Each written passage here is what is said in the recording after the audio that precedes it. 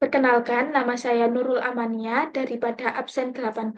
Nah, di sini saya akan menjelaskan tentang informasi perusahaan, yaitu eh, Toko Sidomukti, di mana Toko Sidomukti ini merupakan usaha yang bergerak di bidang penjualan dan layanan pesan antar galon air minuman.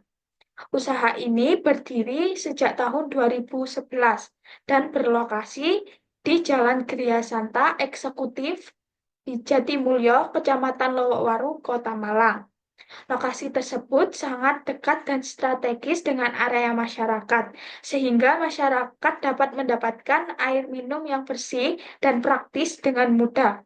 Nah, untuk toko ini sendiri menyediakan berbagai jenis galon, mulai dari galon isi ulang hingga galon bermerek seperti Aqua dan Le Mineral.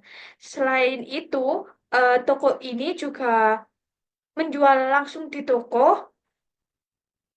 Toko Sidomukti juga melayani pesan antar ke rumah pelanggan, baik untuk pemesanan satuan maupun langganan rutin.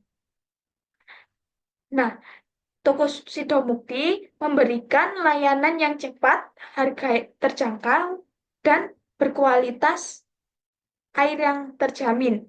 Toko Sidomukti ini berkomitmen untuk menjadi solusi praktis bagi masyarakat yang membutuhkan air minum sehat tanpa repot keluar rumah.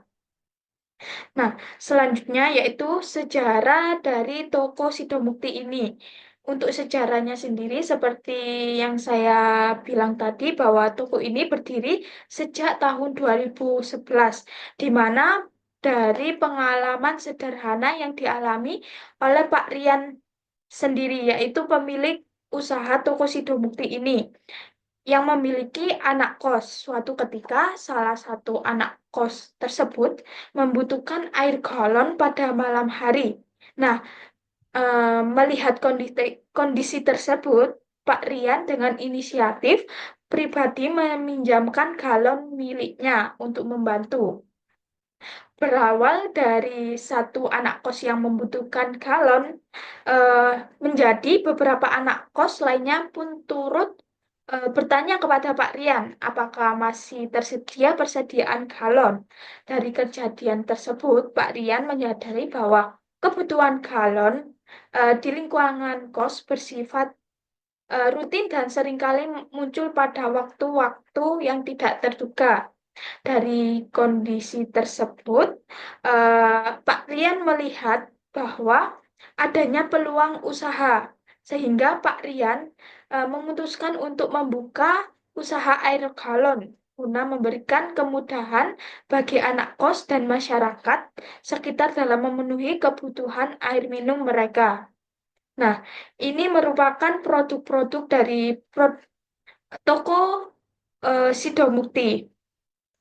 Lalu untuk persiapan data perusahaannya sendiri, nama perusahaan kami yaitu Toko Sidomukti. Untuk metode persediaannya, kami menggunakan metode persediaan Vivo. Lalu untuk tanggal mulainya, toko kami yaitu mulai pada tanggal 31 Desember 2011. Untuk periode akuntansinya dicatat bulan Januari sampai dengan Desember. Untuk alamat perusahaannya sendiri yaitu di Jalan Gria Santa Eksekutif. Wawancara ini daripada absen 2, di sini saya akan menjelaskan terkait kebijakan akuntansi perusahaan di toko Sidomukti. Nah, yang pertama yaitu ada kebijakan penjualan, di mana kebijakan penjualan ini, yang pertama, transaksi penjualan itu bisa dilakukan secara tunai, cash, maupun dalam bentuk QRIS. Kemudian yang kedua yaitu ongkir, itu akan dibebankan dalam harga penjualan. Kemudian yang ketiga yaitu untuk pembayaran itu bisa dilakukan setelah menerima barangnya.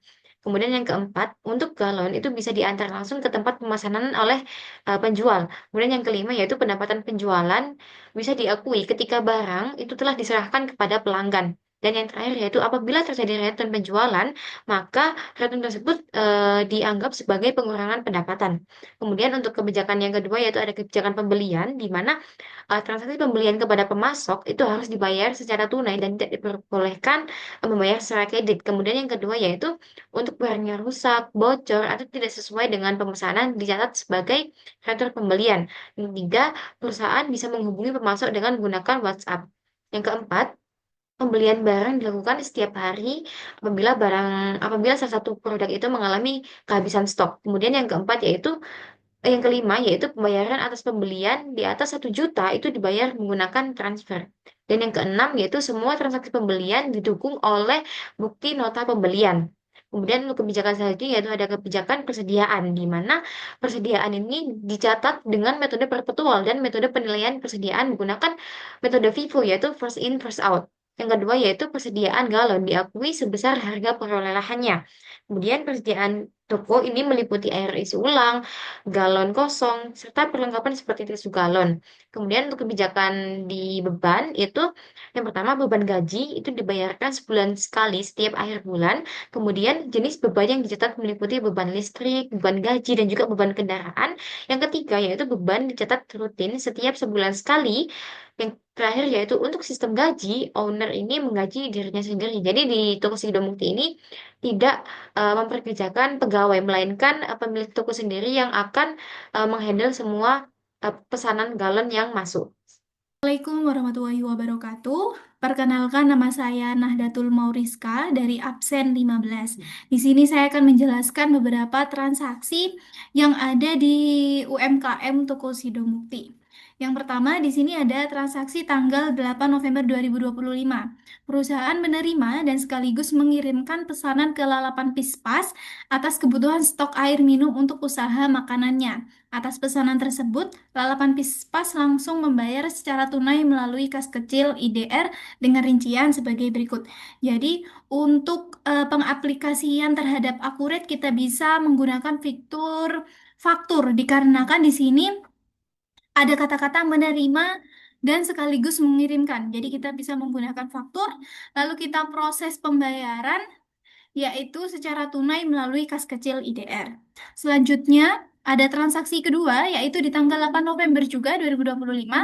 Setelah dicek oleh Lalapan Pispas 2, galon isi ulang biasa ternyata pecah karena pengiriman. Lalu Lalapan Pispas melakukan return galon yang pecah tersebut kepada pemasok. Karena di sini ada retur penjualan, maka kita bisa menggunakan menu penjualan, yaitu retur penjualan. Kita retur sebanyak 2 galon isi ulang biasa. Yang ketiga ada transaksi di tanggal 8 November 2025. Perusahaan melakukan penyesuaian persediaan untuk mengeluarkan barang rusak yaitu isi ulang biasa sebanyak 2 galon. Untuk transaksi ini kita bisa menggunakan menu persediaan yaitu ada di menu penyesuaian persediaan. Karena di sini kita harus mengeluarkan barang rusak. Untuk toko Sidomukti sendiri ini menggunakan akun beban barang rusak. Dan yang terakhir ada transaksi keempat, yaitu transaksi di tanggal 15 November 2025.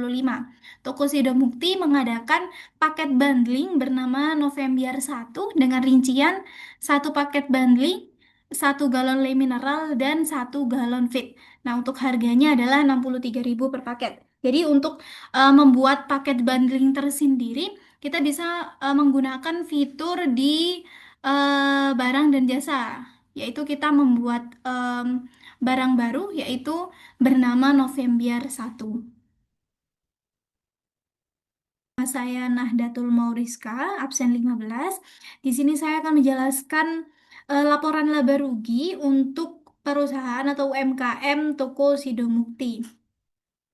Di sini seperti yang kita lihat bahwa untuk periode laporan laba rugi yaitu 1 November sampai dengan 30 November 2025 dengan penjualannya yaitu 10.764 dan lalu kita kurangi dengan beban pokok penjualan 9.681.500, kita mendapatkan laba kotor yaitu 1.082.500. Lalu kita kurangi lagi dengan beban-beban operasional. Di sini ada beban gaji, kendaraan, penyusutan, dan operasional lainnya.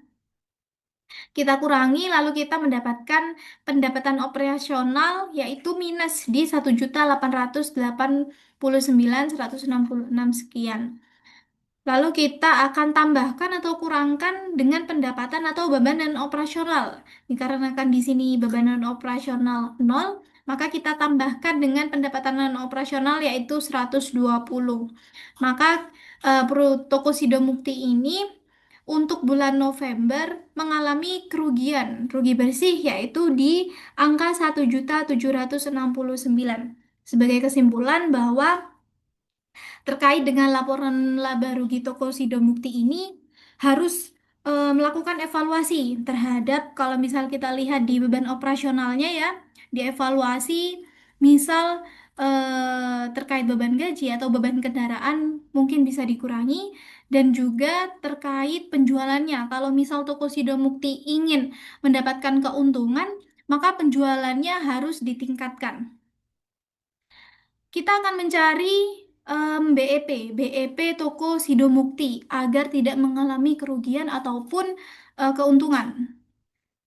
Di sini ada perhitungan BEP. Data yang saya ambil adalah total penjualan, HPP, dan fixed cost, dan juga jumlah unit terjual. Di sini kita mencari kontribusi marginnya dulu, yaitu 1.082.500. Lalu kita cari kontribusi margin per unitnya. 1.082.500 kita bagikan dengan 175. 175 ini adalah jumlah unit yang terjual. Lalu kita mendapatkan 6.186 per unit. Jadi kontribusi margin per unit adalah sekitar 6.186. Kita akan mencari BEP per unitnya. Rumus BEP per unit yaitu biaya tetap dibagi kontribusi margin per unit. Seperti yang kita tahu bahwa biaya tetapnya adalah 2.971.666,67. Kita bagikan dengan kontribusi margin per unit yaitu 6.186. Di sini kita tahu bahwa untuk perusahaan mengalami titik BEP itu adalah dengan perusahaan menjual kurang lebih adalah 480 unit.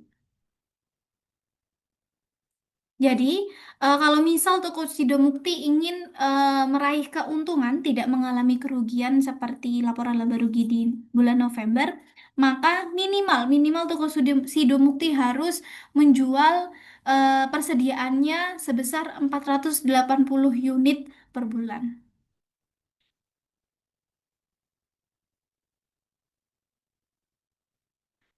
Saya Iva Syahwacarani, tidak pada absen 2. Jadi di sini saya akan menjelaskan tentang laporan neraca dari Toko Sidomukti per tanggal 30 November 2025.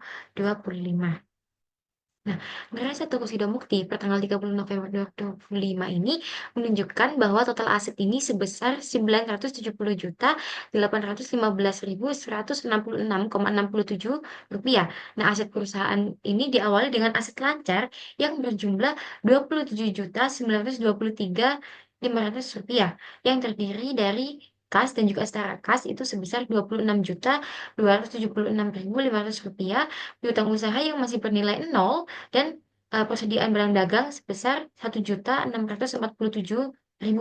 Nilai aset lancar ini mencerminkan bahwa perusahaan itu memiliki kas yang cukup untuk mendukung kebutuhan operasional jangka pendek meskipun aktivitas ini masih berada pada tahap yang awal. Setelah aset lancar, neraca mencatat aset tidak lancar yang terdiri dari aset tetap dengan nilai historis sebesar 1.153 juta. Aset tetap ini meliputi tanah sebesar 840 juta, kendaraan sebesar 13 juta, dan bangunan sebesar 300 juta. Dari nilai historis tersebut, terdapat akumulasi penyusutan bangunan sebesar 201.375.000 dan akumulasi penyusutan kendaraan sebesar 8.733.333,33 rupiah, sehingga total akumulasi penyusutan tercatat sebesar 210.108.333,33 rupiah.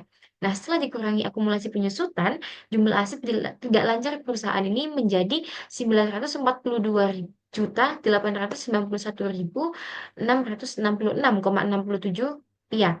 Nah, tanah ini menjadi komponen terbesar dalam aset tidak lancar dan tidak mengalami penyusutan, sehingga memperkuat nilai aset perusahaan dalam jangka yang panjang. Dan jika digabungkan antara aset lancar dan juga aset tidak lancar, maka total aset perusahaan ini mencapai 970.815.166,67 rupiah. Dari sisi liabilitas, perusahaan ini tidak memiliki utang usaha maupun kewajiban jangka pendek lainnya, sehingga jumlah liabilitas jangka pendek ini tercatat sebesar 0 rupiah. Dan perusahaan juga tidak memiliki liabilitas jangka panjang. Hal ini menunjukkan bahwa perusahaan ini tidak memiliki beban kewajiban kepada pihak luar. Nah, pada bagian ekuitas, modal pribadi pemilik ini tercatat sebesar 972.584.333,33 rupiah. Sedangkan rugi tahun berjalan ini menunjukkan nilai sebesar minus 1.769.167 rupiah. Nah, setelah memperhitungkan kerugian tersebut, jumlah ekuitas perusahaan ini menjadi 977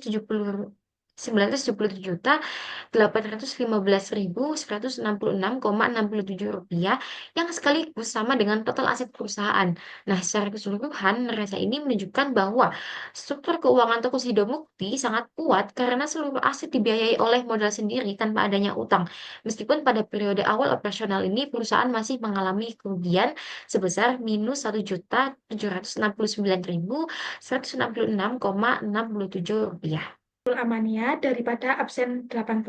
Nah, di sini saya akan menjelaskan laporan arus kas toko Sidomukti periode November 2025. Nah, pada laporan arus kas toko Sidomukti disusun menggunakan metode langsung, yaitu metode pencatatan yang menyajikan secara rinci arus kas masuk dan arus kas keluar yang berasal dari aktivitas operasional perusahaan. Dengan metode tersebut, setiap penerimaan dan pengeluaran kas seperti kas dari penjualan, pembayaran pembelian, serta pembayaran beban operasional dapat terlihat secara jelas sehingga memudahkan dalam memahami pergerakan kas perusahaan. Berdasarkan laporan arus kas periode November 2025, perusahaan memperoleh kas dari penjualan sebesar 10.764.000 rupiah dan pendapatan lain-lain sebesar 120.000 rupiah. Kas tersebut kemudian digunakan untuk pembelian barang dengan pembelian barang dagang sebesar 6.007.500.000 rupiah, serta untuk membiayai beban operasional yang meliputi beban gaji yaitu sebesar 1.300.000 rupiah dan beban kendaraan sebesar 180.000 rupiah dan beban operasional lainnya sebesar 300.000 rupiah. Setelah seluruh arus kas masuk dan keluar dari aktivitas operasional diperhitungkan, perusahaan masih mampu menghasilkan arus kas bersih dari aktivitas operasi sebesar 3.096.500.000 rupiah. Lalu pada aktivitas investasi, pada perusahaan kami tidak melakukan transaksi investasi selama periode berjalan, sehingga tidak dapat arus kas masuk maupun keluar dari aktivitas tersebut. Sementara itu, pada aktivitas pendanaan, perusahaan memperoleh tambahan kas sebesar 23.180.000 rupiah yang berasal dari setoran modal pribadi pemilik. Tambahan modal tersebut berperan penting dalam memperkuat posisi kas perusahaan pada tahap awal operasional. Secara keseluruhan, total kas bersih yang dihasilkan selama periode November 2025 mencapai 26.276.500.000 rupiah. Karena kas dan setara kas pada awal periode bernilai 0, maka saldo kas setara kas pada akhir periode menjadi 26.276.500.000 rupiah. Laporan tersebut menunjukkan bahwa meskipun perusahaan masih mengalami kerugian secara operasional, kondisi kas perusahaan tetap sehat dan likuid, sehingga mampu mendukung kelangsungan dan mengembangkan usaha di periode berikutnya. Perkenalkan, saya Aifa Syawan Syarani daripada absen 2. Di sini saya akan menjelaskan terkait rasio keuangan dari Tuxedo Mukti. Yang pertama yaitu ada rasio likuiditas. Nah, di sini saya akan membahas terkait cash turnover. Nah, pada laporan bulan November, nilai cash turnover perusahaan Tokopedia Mukti ini tercatat sebesar 81,93%. Angka ini diperoleh dari perhitungan penjualan bersih sebesar 10.764.000 dibandingkan dengan rata-rata kas sebesar 13.138.250 rupiah yang berasal dari kas awal ditambah dengan kas akhir. Nah, perhitungan ini menunjukkan bahwa dalam satu periode penjualan yang dihasilkan oleh Tokopedia Mukti setara dengan sekitar 81,93% atau belum mencapai satu kali putaran penuh dari rata-rata kas yang dimiliki. Nah, nilai cash turnover sebesar 81,93% ini menunjukkan bahwa pemanfaatan kas perusahaan itu dalam menghasilkan penjualan masih belum maksimal karena kas yang tersedia itu relatif lebih besar dibandingkan dengan penjualan yang diperoleh. Nah, aktivitas penjualan belum optimal, sementara perusahaan ini masih menyimpan kas dalam jumlah yang besar sebagai modal kerja. Nah, meskipun demikian, angka tersebut menunjukkan bahwa tingkat likuiditas perusahaan ini sangat baik karena perusahaan ini memiliki cadangan kas yang cukup tinggi untuk membiayai operasional, melunasi kewajiban jangka pendek, dan juga menghadapi kebutuhan mendadak tanpa mengalami masalah keuangan. Nah, untuk kedepannya, mungkin Tokopedia Bukti ini perlu mendorong peningkatan penjualan agar kas yang tersedia ini dapat dimanfaatkan secara lebih produktif tanpa mengurangi stabilitas keuangan. Saya Aifa Syawan daripada absen 2 akan menjelaskan terkait rasio keuangan yang kedua yaitu adalah rasio solvabilitas. Di sini saya akan menjelaskan terkait eh, equity multiplier. Nah, pada analisis rasio solvabilitas, nilai equity multiplier perusahaan Tokopedia Mukti ini tercatat sebesar 1 kali. Nah, equity multiplier itu digunakan untuk menunjukkan seberapa besar total aset perusahaan itu dibiayai oleh modal sendiri dibandingkan dengan utang. Nah, nilai 1 itu berarti bahwa seluruh aset perusahaan itu sepenuhnya dibiayai oleh ekuitas atau modal sendiri tanpa adanya pendanaan yang berasal dari luar. Nah, dengan kata lain, struktur pendanaan perusahaan itu masih sangat konservatif karena belum menggunakan leverage atau pembiayaan dari pihak luar. Kondisi ini itu menunjukkan bahwa dari sisi risiko keuangan, perusahaan itu berada pada posisi yang relatif aman karena tidak memiliki kewajiban utang yang harus dibayar di masa depan. Namun, di sisi lain, equity multiplier yang rendah itu juga menandakan bahwa perusahaan ini belum memanfaatkan utang sebagai alat untuk meningkatkan skala usaha atau potensi pengembalian aset. Nah, untuk tahap awal ini, biasanya kondisi ini masih tergolong wajar, tetapi mungkin ke depannya Tokusido Mukti bisa mempertimbangkan lagi untuk penggunaan utang secara terus ukur agar dapat mengoptimalkan pertumbuhan usaha tanpa mengorbankan stabilitas keuangan.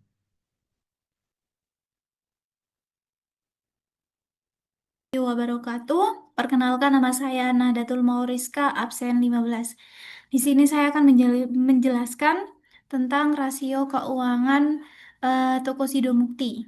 Karena saya mendapatkan bagian menjelaskan rasio aktivitas, saya akan menjelaskan yang pertama ada total aset turnover, yaitu sebesar 0,01 kali. Nah, ini menunjukkan bahwa kemampuan seluruh aset perusahaan ini dalam meningkatkan penjualan berarti setiap 1 rupiah total aset perusahaan mampu menghasilkan 0,01 penjualan. Angka ini termasuk angka yang rendah. Ini adalah rumus untuk mencari total aset turnover. Penjualan bersih dibagi rata-rata total aset. Karena rata-rata total aset adalah 970 juta sekian, Maka penjualan bersih kita bagikan dengan rata-rata total aset yaitu 0,1. Selanjutnya di sini ada rasio inventory turnover sebesar 11,76 kali. Nah, ini menunjukkan bahwa persediaan hampir berputar em, hampir 12 kali dalam 1 bulan. Artinya, memang barang yang dimiliki oleh perusahaan ini cepat untuk terjual dan tidak lama tersimpan. Tapi kalau kita lihat berdasarkan laporan laba rugi, karena toko Sidomukti ini mengalami kerugian, berarti angka 11,76 kali ini kurang besar. Berarti inventory turnover-nya harus lebih besar dari 11,76 kali. Selanjutnya ada working capital turnover sebesar 0,01 kali. Ini menunjukkan bahwa modal kerja belum berputar secara optimal. Artinya dana yang tersedia di aset lancar seperti ekas dan persediaan belum sepenuhnya dimanfaatkan untuk menghasilkan penjualan. Selanjutnya ada days of inventory. Ini menunjukkan rata-rata waktu yang dibutuhkan untuk persediaan itu terjual. Nilai 2,55 artinya barang membutuhkan 2 sampai 3 hari sebelum terjual. Dan yang terakhir di sini ada fixed asset turnover yaitu 0,01.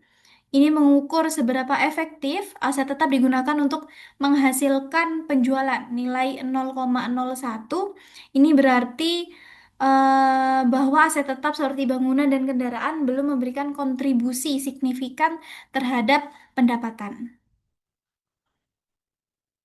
Di sini kalau kita lihat ini adalah rumus inventory turnover. Rata-rata persediaan sama dengan persediaan awal ditambah persediaan akhir dibagi 2. Karena kenapa di sini persediaan awal 0? Karena akurat menilai em, persediaan awal tidak ada sama dengan 0. Di sini ada rumus working capital turnover. Rumusnya adalah penjualan bersih dibagi modal kerja dengan modal kerja aset lancar dikurangi utang lancar maka dihasilkan 0,38 atau 0,3. Di sini juga ada rumus untuk inventory, days of inventory. Kalau misal kita lihat dari rasio aktivitas sendiri,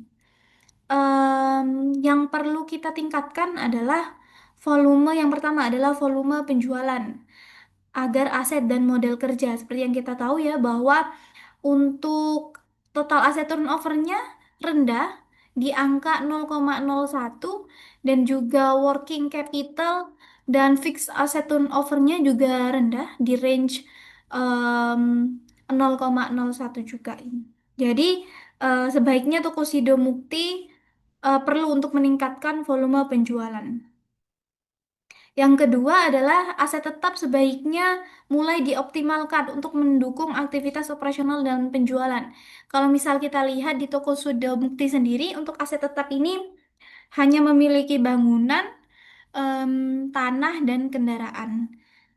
Menurut saya, bagaimana cara kita memaksimalkan aset tetap ini seperti kalau di toko Sudomukti itu tidak ada mesin khusus untuk membuat isi ulang air biasa. Nah, saran saya adalah toko Sidomukti harusnya membeli mesin tersebut agar bangunannya bisa optimal dan mesin-mesinnya juga. Yang keempat adalah kas yang besar yang dapat dialokasikan secara lebih efektif untuk mendukung strategi pemasaran atau pengembangan usaha. Karena memang kalau kita lihat kita perlu meningkatkan volume, otomatis kita juga perlu meningkatkan bagaimana cara kita memasarkan produk kita ke konsumen. Nah, kas yang besar ini dapat dialokasikan untuk dana pengembangan pemasaran sendiri.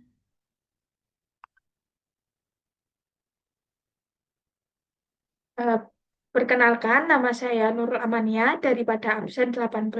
Di sini saya akan menjelaskan tentang rasio keuangan yang terakhir, yaitu rasio pro- profitabilitas. Di sini kelompok kami memilih operating profit margin untuk dianalisis. Nah, pada operating profit margin toko Sidomukti pada bulan November menunjukkan nilai sebesar minus 17,56%, yang berarti perusahaan mengalami kerugian pada tingkat operasional. Angka tersebut diperoleh dari perbandingan antara laba operasi sebesar minus 1.889.166 rupiah dengan penjualan sebesar 10.764.000. Nilai operating profit margin yang negatif menandakan bahwa pendapatan penjualan yang dihasilkan belum mampu menutupi seluruh beban operasional, seperti biaya administrasi, biaya penjualan, dan beban penyusutan aset tetap. Nah, kondisi tersebut menunjukkan bahwa setiap penjualan 100 yang diperoleh perusahaan justru menghasilkan kerugian operasional sebesar 17,56.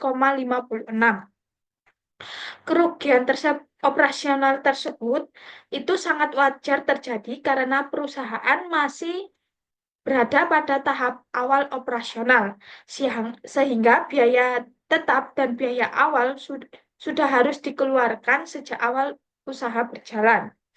Sementara volume penjualan masih relatif rendah. Selain itu, eh, besarnya investasi pada aset tetap menyebabkan beban penyusutan cukup signifikan dan langsung memengaruhi laba operasional. Meskipun tidak berdampak pada arus kas, hasil rasio tersebut mengindikasikan bahwa perusahaan perlu meningkatkan skala penjualan agar biaya operasional dapat tertutupi, sekaligus melakukan pengendalian dan efisiensi biaya agar struktur biaya menjadi lebih sehat. Jika penjualan meningkat tanpa kenaikan biaya yang signifikan, maka margin operasional berpotensi membaik dan perusahaan dapat beralih dari kondisi rugi menuju laba pada periode berikutnya. Perkenalkan, nama saya Nurul Amania daripada absen 18.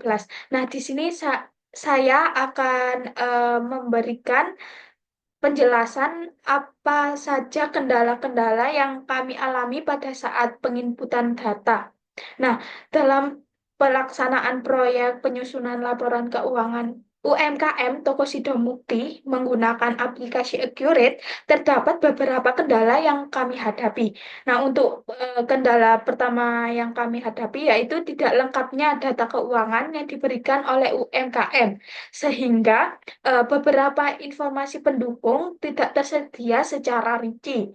Nah, untuk mengatasi hal tersebut, kami menggunakan perkiraan yang wajar dan logis berdasarkan prinsip akuntansi, serta memberikan catatan khusus bahwa angka-angka tersebut merupakan hasil estimasi dari tim kami agar tetap transparan. Lalu untuk kendala yang kedua yaitu terjadi pada saat penginputan akun dan aset tetap, di mana muncul beberapa error pada sistem Accurate. Nah, solusi yang kami lakukan adalah melakukan pemeriksaan ulang terhadap kode akun, kategori akun, serta format input yang digunakan. Selain itu, kami juga mengecek kembali kemungkinan adanya data ganda atau kesalahan klasifikasi akun yang dapat menyebabkan error pada sistem. Lalu untuk kendala yang ketiga yaitu berkaitan dengan nilai akumulasi penyusutan aset tetap yang tidak sesuai.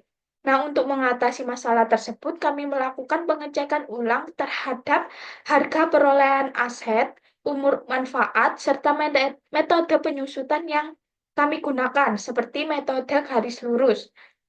Nah, kami juga menghitung kembali umur aset sejak awal pembelian hingga periode pelaporan November 2025 agar nilai penyusutan yang dihasilkan lebih akurat. Untuk kendala yang terakhir yaitu adanya transaksi yang rancu atau kurang jelas dalam soal.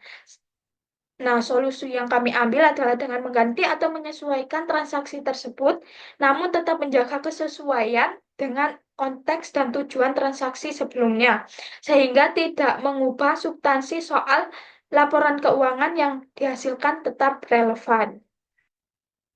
Saya Eva Syarani daripada absen 2. Di sini saya akan menceritakan pengalaman belajar saya selama mempelajari aplikasi Accurate ini. Nah, dari adanya pembelajaran terkait aplikasi Accurate ini sangat memudahkan saya dan juga teman-teman satu kelompok saya dalam mengerjakan proyek ini. Karena sistemnya dari Accurate itu kan sudah saling terintegrasi. Jadi setiap kali melakukan transaksi atau aktivitas usaha seperti penjualan, pembelian maupun pencatatan aset, data tersebut itu akan secara otomatis saling terhubung dan langsung berdampak pada laporan keuangan mulai dari jurnal, buku besar, hingga laporan laba rugi, neraca, dan arus kas. Nah, hal ini itu membuat pekerjaan saya dan juga kelompok saya itu menjadi lebih efisien dan meminimalkan kesalahan pencatatan yang biasanya sering terjadi jika dilakukan pencatatan secara manual. Nah, selain itu, proyek ini juga memberikan pengalaman bekerja dalam tim. Saya belajar bagaimana pentingnya kerjasama, komunikasi, dan juga ketelitian dalam mengerjakan proyek ini. Nah, setiap anggota kelompok kan pasti memiliki peran masing-masing, sehingga kami antar anggota kelompok itu harus saling berdiskusi, mengecek ulang pengerjaan satu sama lain, dan menyelesaikan masalah bersama ketika terjadi error atau perbedaan data.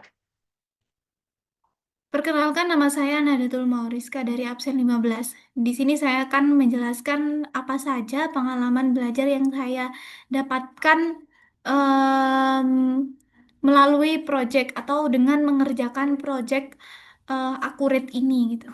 Dalam penyusunan proyek kali ini, saya tentunya tidak hanya mempelajari materi akurat secara teori saja, tapi saya langsung mengaplikasikan bagaimana akurat ini berjalan sesuai dengan studi kasus nyata.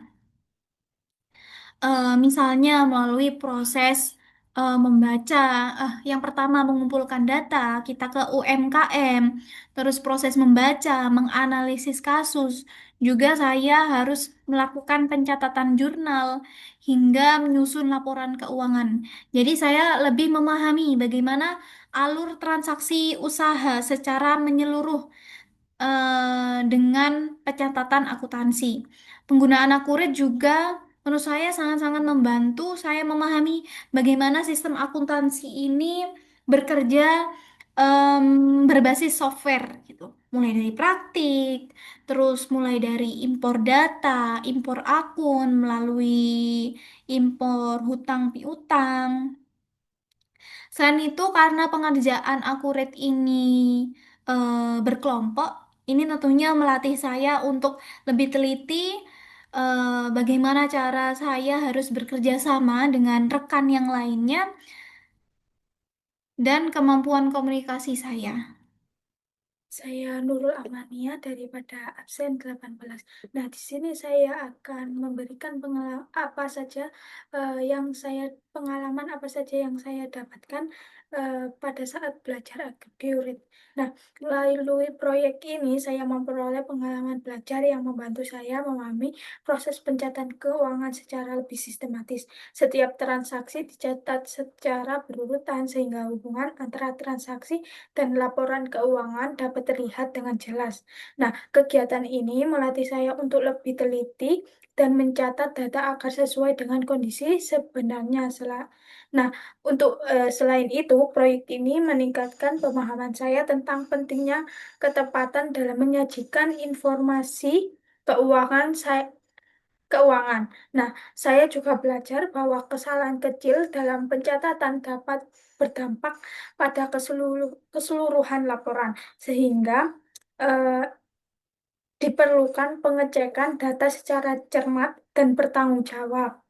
Untuk pengerjaan proyek ini secara berkelompok juga itu memberikan pengalaman berharga dalam bekerja sama melalui melalui pembagian tugas dan melalui diskusi. Saya juga belajar tentang bagaimana cara berkomunikasi dengan baik, lalu juga menghargai pendapat orang lain, serta menyelesaikan pekerjaan secara disiplin dan tepat waktu.